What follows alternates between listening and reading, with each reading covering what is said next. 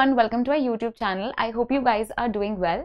So आज कुछ PYQs discuss करते हैं रिलेटेड टू CTET. तो CTET के सिलेबस से रिलेटेड ये PYQs है, इजी है. हम लोग क्लास में इनफैक्ट हम शॉर्ट टर्म कोर्स के अंदर भी इतने सारे PYQs डिस्कस कर चुके हैं एंड हमने शॉर्ट टर्म कोर्सेज में पूरा कोर्स भी अभी रिसेंटली खत्म किया है.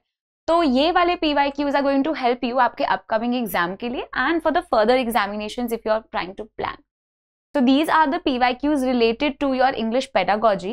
The first question is, the fastest period for language development is what? Language development का fastest period कौन सा होता है? Infancy and childhood, adulthood, adolescence और all of the above. इसमें से कौन सा सही आंसर है? दोबारा क्वेश्चन रीड करो. The fastest period for language development कौन सा होगा? So जैसे ही हम language development की बात करते हैं, You should remember this concept of LAD. ये कॉन्सेप्ट किसने दिया है? नॉम चॉम्स्की ने ये कॉन्सेप्ट दिया था, जिसके अंदर वो बोलते हैं in the brain of a human, in the brain of a child, जब कोई छोटा बच्चा होता है तो उसमें क्या होता है? उनके ब्रेन में इनेट एबिलिटी होती है, एक innate ability to learn the language. और उनके दिमाग में क्या होता है? एक लैंग्वेज एक्विजिशन डिवाइसेस होते हैं. क्या होते हैं? लैंग्वेज एक्विजिशन डिवाइसेस होते हैं. ये डिवाइसेस क्या हेल्प करते हैं? बच्चों को ज्यादा लर्न करने में हेल्प करते हैं, इनफैक्ट जल्दी लर्न करने में हेल्प करते हैं. इन्हें हम बोलते हैं LAD, लैंग्वेज एक्विजिशन डिवाइसेस. और ये सबसे ज्यादा स्ट्रॉन्ग कब होते हैं? 6 या फिर 5 इयर्स. 5 या 6 इयर्स के बच्चे का दिमाग ज्यादा तेज होता है, वो जल्दी लैंग्वेज सीखता है. तो इसका मतलब सही आंसर क्या होगा? Let us see the right answer. A would be the right answer. जब आप इन्फेंसी या चाइल्डहुड की एज में होते हो तब आप जल्दी सीखते हो. जैसे जैसे आप बड़े होते रहते हो आपका स्ट्रेस लेवल इंक्रीज होता है और आपका LADs डिक्रीज होने लगते हैं. So the fastest period to learn the language would be infancy and childhood. अगर कोई टिपिकली आपसे पूछ ले तो क्या होगा? 5 to 6 इयर्स तक ही बच्चे का कॉग्निटिव ग्रोथ जल्दी हो पाता है, बिकॉज LADs बहुत फास्टली काम करते हैं. अगर ये आपका ह्यूमन ब्रेन है तो वो लेफ्ट एंड राइट 2 साइडेड में डिवाइड होता है.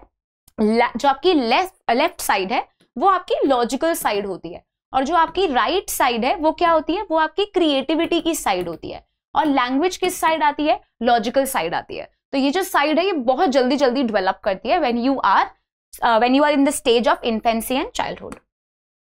तो नेक्स्ट क्वेश्चन देखते हैं. Language is what? Thought process. Does not influence the thought process. Language can not determine the thought process. Totally governs our thought process. has an influence on our thought process. तो language क्या करती है thought process में? क्या language का कोई influence नहीं है थॉट प्रोसेस पे? इट कैन नॉट डिटरमाइन, या टोटली गवर्न करती है, या has an influence on our thought process. जब भी कोई हम लैंग्वेज सीखते हैं तो या तो वो हम लोग की L1 हो सकती है या L2 हो सकती है, राइट? मदर टंग या नेटिव लैंग्वेज क्या होती है? L1. और आपकी L2 क्या होती है? Acquired language. आपने जो लर्न लैंग्वेज आपने सीखी है, मतलब वो क्या है? आपकी टारगेट लैंग्वेज भी कहलाती है.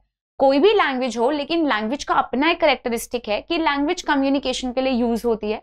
लैंग्वेज क्या करती है? इन्फ्लुएंस करती है हमारे थॉट प्रोसेस को. यही सारे थ्योरिस्ट ने भी बोला, इजंट इट? लैंग्वेज क्या करेगी? हमारे थॉट प्रोसेस को इन्फ्लुएंस करती हुई चली जाती है.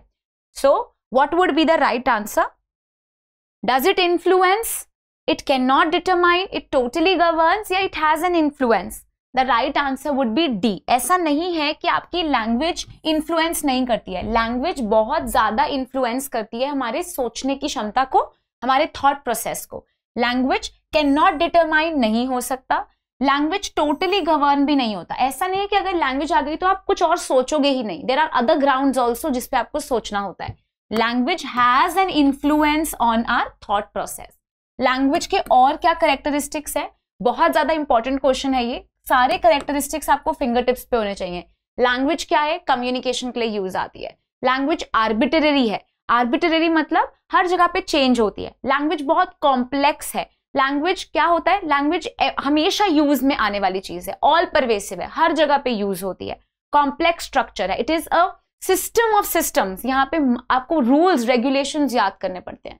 तो ये सारी चीजें आपको पता होनी चाहिए. Plus language also has an influence on your thought process. आपको सोचने में हेल्प करती है. डी राइट आंसर हो गया. Which theory believes that parents reinforcement help children to learn appropriate sounds. ये कौन सी थ्योरी है जो बोलती है रीइंफोर्समेंट। जैसे ये वर्ड देखोगे, चाहे इसका आपको आंसर आना चाहिए जैसे ये वर्ड देखते हो, ठीक है। बिहेवियरिस्ट, नेटिविस्ट, कंस्ट्रक्टिविस्ट या कॉन्टेक्चुअल, कौन सी थ्योरी है जो बिलीव करती है दैट पेरेंट्स की रीइंफोर्समेंट हेल्प कर सकती है बच्चों को ज्यादा अच्छे से साउंड्स लर्न करने में? सो पहली थ्योरी इज बिहेवियरिस्ट। बिहेवियरिज्म क्या होता है? Behaviourism says that the child you can change the behaviour of a child and through that they can learn better. Then nativist तो कोई ऐसी थ्योरी ही नहीं है। कंस्ट्रक्टिविस्ट क्या कहती है? बिल्डिंग ब्लॉक्स होते हैं, बच्चे धीरे धीरे अपनी नॉलेज खुद ही कंस्ट्रक्ट करते हैं। उसके बाद कॉन्टेक्चुअल भी सही नहीं है, तो ये तो दोनों हमने वैसे ही हटा दिए। हम थ्योरीज पढ़ते कौन सी हैं? बिहेवियरिज्म पढ़ते हैं, कंस्ट्रक्टिविज्म और कॉग्निटिविज्म। कॉग्निटिविज्म भी एक थ्योरी है। Cognitivism is also a theory. Cognitivism के अंदर हम किसको पढ़ते हैं? हम जीन पियाजे को कॉग्निटिविज्म के अंदर पढ़ते हैं, राइट। बिहेवियरिज्म में हम किसको पढ़ते हैं? B.F. स्किनर को पढ़ते हैं एंड इवान पावलोव भी इसी थ्योरी में आता है। और कंस्ट्रक्टिविस्ट लेव ज़वोस्की जैसे इंपॉर्टेंट थ्योरिस्ट यहां आ जाते हैं। राइट आंसर क्या होगा रीइंफोर्समेंट के लिए? ए, बिहेवियरिज्म। बिहेवियरिज्म क्या कहता है कि हम बच्चों के बिहेवियर को चेंज कर सकते हैं।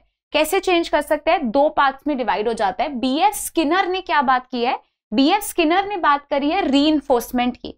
उन्होंने कहा जब any child who is doing good, अगर आप उनको क्या करोगे? रीइंफोर्समेंट, उन्हें बेनिफिट्स दोगे तो वो ज्यादा अच्छा परफॉर्म करेंगे। तो उन्हें रिवॉर्ड्स दो, रीइंफोर्समेंट दो, वो बेटर सीखेंगे। अगर उन्हें पनिशमेंट दोगे तो वो प्रोसेस, वो काम करना वो बंद कर देंगे। So B.F. Skinner says that reinforcement, imitation is very important. बच्चे इमिटेट करके सीखते हैं, then at the end give them reinforcement, right, so that they learn better. So B.F. Skinner talks about reinforcement and इनकी theory को हम क्या बोलते हैं? इसको भी याद रख सकते हो, इससे हम ऑपरेंट कंडीशनिंग कहते हैं। क्या कहते हैं? Operant conditioning. और इवान पावलोव की थ्योरी को हम क्या बोलते हैं? Classical conditioning. इन्होंने भी क्या कहा था कि आप एक स्टिमुलस रिस्पॉन्स देके बच्चों को सिखा सकते हो। सो यहाँ पे डॉग के ऊपर एक्सपेरिमेंट किया था इन्होंने, दिस इज ऑल्सो इंपॉर्टेंट, लेकिन यहाँ पे हम B.F. स्किनर के बारे में बात कर रहे हैं। इन्होंने रीइंफोर्समेंट के बारे में बात की थी। सो A becomes the right answer. According to Noam Chomsky, the brain contains neural system designed for understanding and learning language called as what? Linguistic relativity system, language acquisition device, then we have limbic system or we have phonological linguistic device. सही answer कौन सा होगा? Noam Chomsky ने क्या बात करी है? Just now we discussed that he said her child के अंदर क्या होता है? एक इनेट एबिलिटी होती है। क्या होती है? एक innate ability to learn things. इसे हम क्या कहते हैं? एक्विजिशन भी कहते हैं। यहां से एक और बहुत इंपॉर्टेंट कॉन्सेप्ट जो आपको याद रखना है, what is the difference between acquisition versus learning. Learning और एक्विजिशन में डिफरेंस क्या है? तो लर्निंग आप करते हो L2 जब आपको कॉन्शियस एफर्ट करना है। क्या करना है? आपको कॉन्शियस एफर्ट करना पड़ेगा, सीखना पड़ेगा, मतलब क्लासरूम यहाँ पे जरूरी है।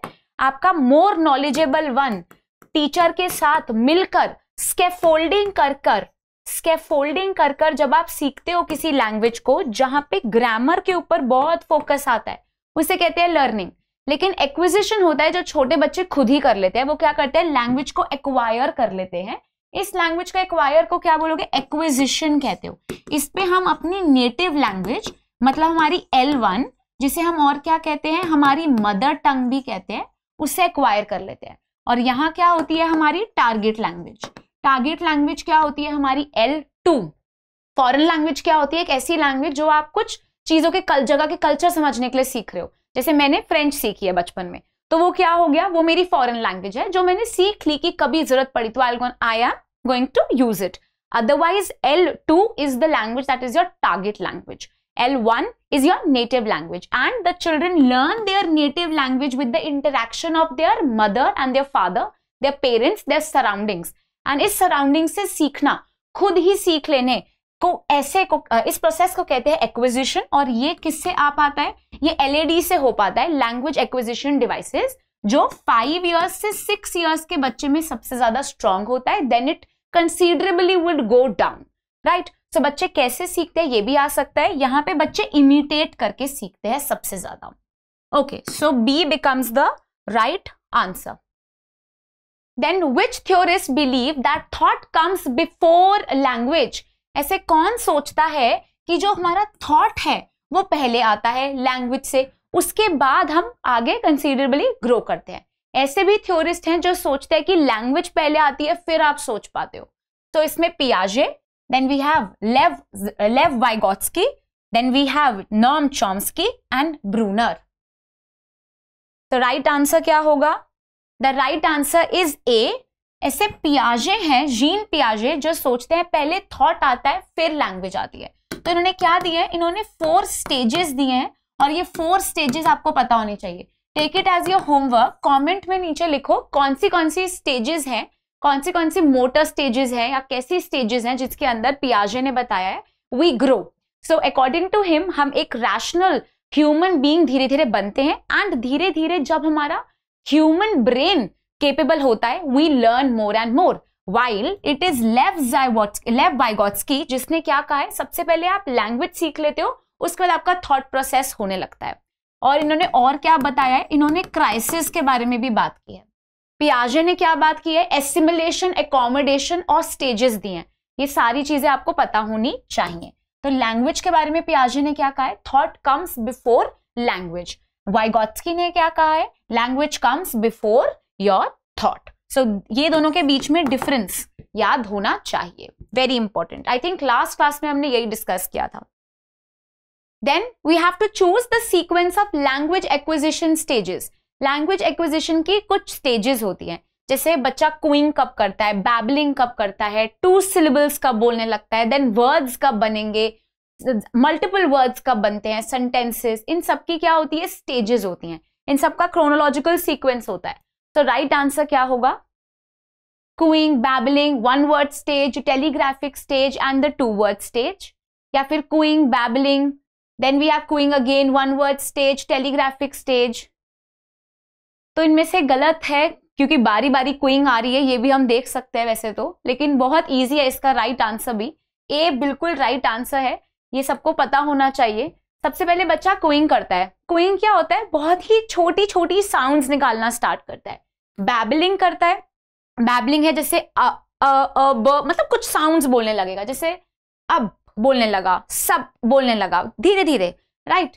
उसके बाद 1 word स्टेज आती है, छोटे छोटे वर्ड्स याद करने लगता है, राइट. देन टेलीग्राफिक स्पीच याद करता है. टेलीग्राफिक स्पीचेस याद करेगा, मतलब ज्यादा वर्ड्स जुड़ते जाएंगे, ज्यादा साउंड्स उसके दिमाग में आते जाएंगे. देन 2 word स्टेज आ जाएगी एंड कंटिन्यू करता रहेगा वो आगे और वर्ड्स सीखना. So A becomes the right answer.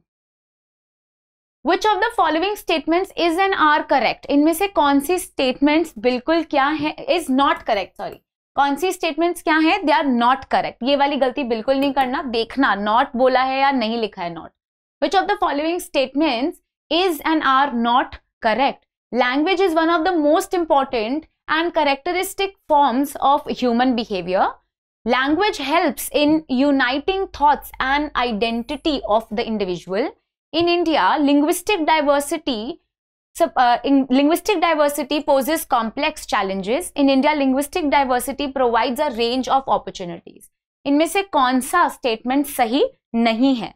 is and are, 2 से ज्यादा भी हो सकते हैं. What should be the right answer?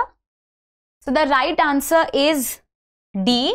None of these is wrong.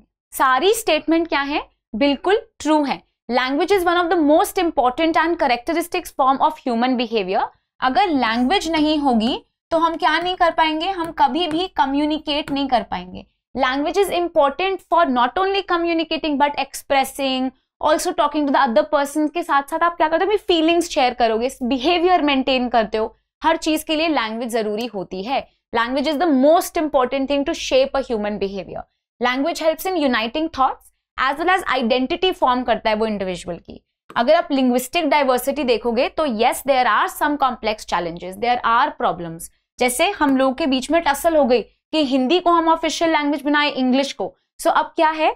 Hindi और इंग्लिश के बीच में क्या है? याद रखना है आपको कि हमारी हिंदी क्या है? हमारी एसोसिएट लैंग्वेज है, लेकिन हमारी ऑफिशियल लैंग्वेज है. लेकिन इंग्लिश क्या है? हमारी इंग्लिश को क्या बोलते हो आप? उसको एसोसिएट ऑफिशियल लैंग्वेज बोलोगे। सो आर्टिकल 343(1) और 343(2) दोनों इंपॉर्टेंट है, ठीक है। सो लैंग्वेज क्या करता है? लैंग्वेज आपको कभी कभी चैलेंजेस पोज करता है। तो इंडिया कैसी हो गई? मल्टीलिंगुअल एक कंट्री बन जाती है जहां पे मल्टीपल डाइवर्सिटी है, तो बहुत सारी लैंग्वेजेस है, मल्टीपल लैंग्वेजेस है। In India linguistic diversity also give you a lot of opportunities. तो अगर यस रीजनल लैंग्वेजेस है आपके पास, हिंदी है, इंग्लिश है, फॉरेन लैंग्वेजेस आप लर्न करते हो, तो उतनी ही आपके पास अपॉर्चुनिटीज भी आती चली जाती हैं। सो क्या हो गया? D becomes the right answer. Okay, so I hope ये सारे क्वेश्चंस थे। इसमें से सबसे इंपॉर्टेंट ये वाला क्वेश्चन है, काफी बार आता है, सारी थ्योरीज आपको पता होनी चाहिए। अगर फिर भी कोई डाउट है, you can ask me that in the comment section and I will surely reply to you. Thank you and have a wonderful day.